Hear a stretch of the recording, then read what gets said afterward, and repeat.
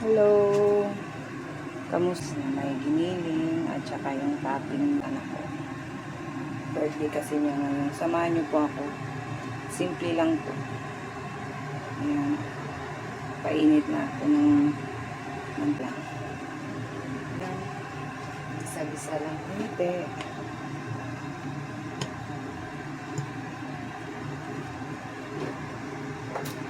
Samahan niyo ako. First time ko to eh. Nagawa sa iba talaga yung lasa pag meron siya. Pero kunti lang.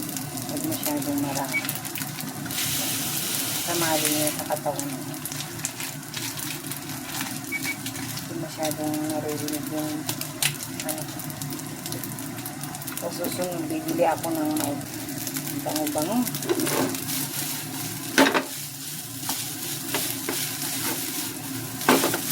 Kasi siguro ako nagluluto ng ganito.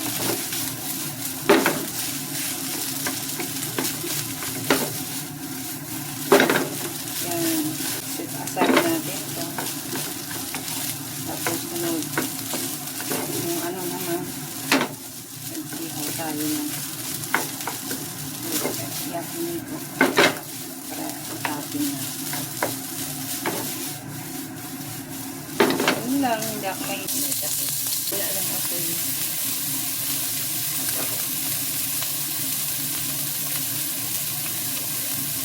Ito po yung hanapin niya yung sauce na yan. Yung brand na yan. Napakasarap na. Yakinito po. Ayan. Dito lang sa Japan yan. Ayan. Lagyan natin konti. Ay, ako gumamit ng magic sarap.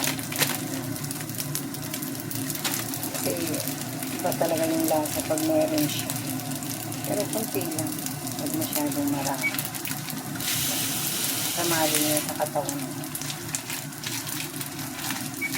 Hindi masyadong naririnig yung ano. So susunod, bibili ako ng ito, konting butter. Pampalasa lang. Ayan talaga malakas ang butter. Tapos ito paper. Ayan. Tapos salt and pepper yan.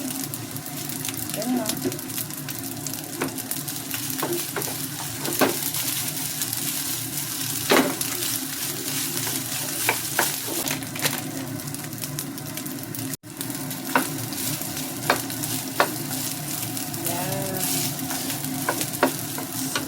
Lagyan natin konti. Ay, ako gumamit ng magic sarap. Kasi iba talaga yung lasa pag meron siya. Pero kunti lang. Huwag masyadong marami.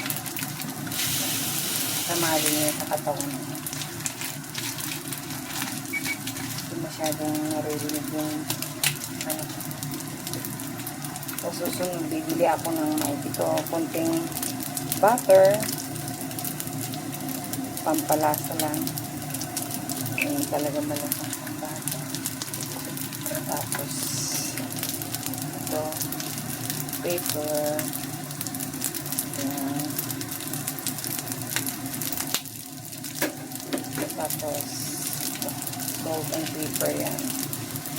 Yan na.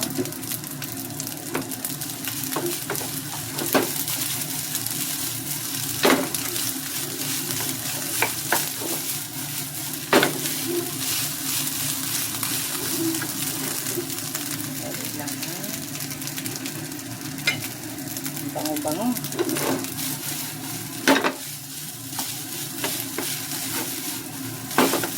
Kasi siguro ako nagluluto ng ganito.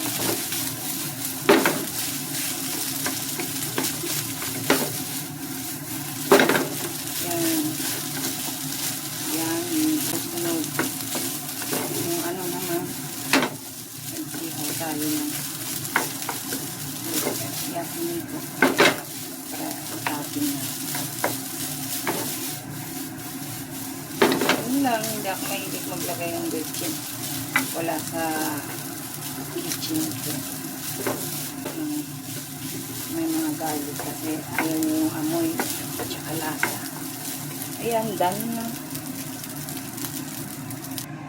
Next na ihawin natin o lutuin natin yung toppings niya. Yung yakiniku. Initin natin konti. Hindi ako masyadong naglalagay ng ano. Ito yung nilalagay ko para may ano siya. Amoy konti. Yung sesame seeds na oil. Ano bang yan? Yan. Ayan. Wala naman yung hanap ko. Kawawa naman yung sakit.